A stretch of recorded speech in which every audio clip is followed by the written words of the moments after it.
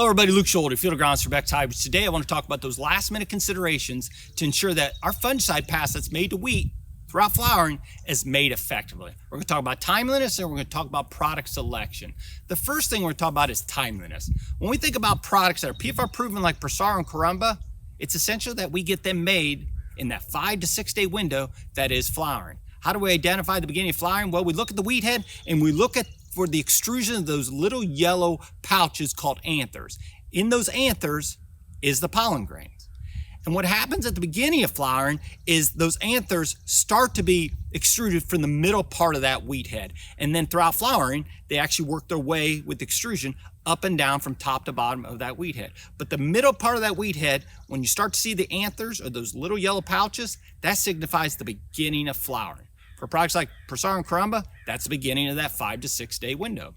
Now, a product like Miravis Ace, it's also PFR proven.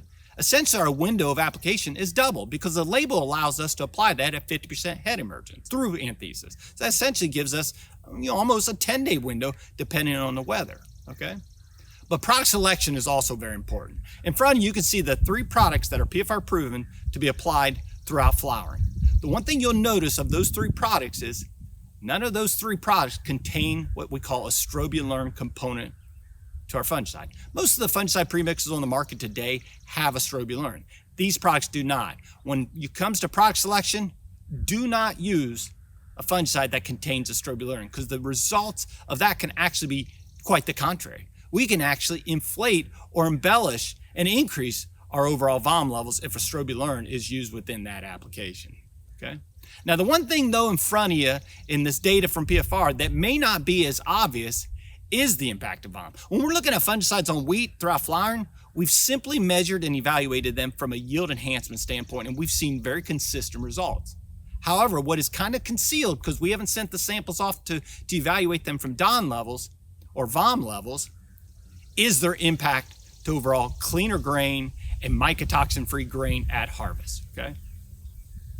But from my experience, if we can ensure that we get the right product without a strobilurin component, applied at the right timing, which is throughout flowering for Persara and Carumba, a little earlier potentially for Miravis Ace through flowering, we can not only enhance yield, but also really reduce the potential for mycotoxins within our grain.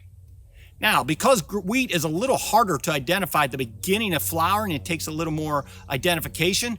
If you got any questions as to the stage of your wheat or if it's began to flower, snap a picture, send us a picture, send it to your dealer, send it to me. We'll help you make sure that we get that timeliness down and make sure that that application is effective as possible. Thanks for tuning in. Have a great day.